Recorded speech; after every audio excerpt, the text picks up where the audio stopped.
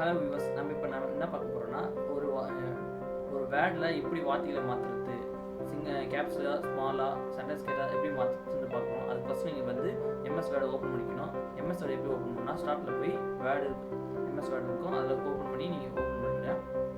Click பண்ணி open பண்ணுறங்க. இப்போ வந்து ஏதோ ஒரு வார்த்தை நீங்கள் மாற்ற போகிறீங்கன்னு வச்சிங்களேன், அதை முதல்ல செலக்ட் பண்ணிக்கோங்க. செலக்ட் பண்ணிவிட்டு ஷிஃப்ட் F3 கொடுங்க.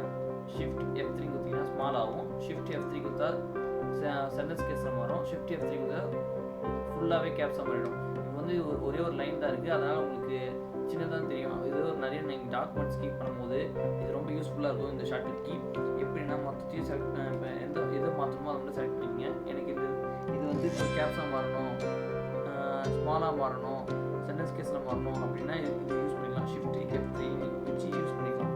இந்த ஷார்ட்கட் கீ வந்து ஷிஃப்ட் F3 இதை வச்சு நீங்கள் வந்து அந்த இது வந்து ஒரு லைனை மட்டும் இல்லை, ஒரு பேராகிராஃப் 2 பேராகிராஃப் கூட இது ஒரு மாற்றும். நீங்கள் செலக்ட் பண்ணிவிட்டு அதுக்கப்புறம் நீங்கள் பண்ணலாம். அதே மாதிரி ஒரு வேர்டை கூட மாற்றும்.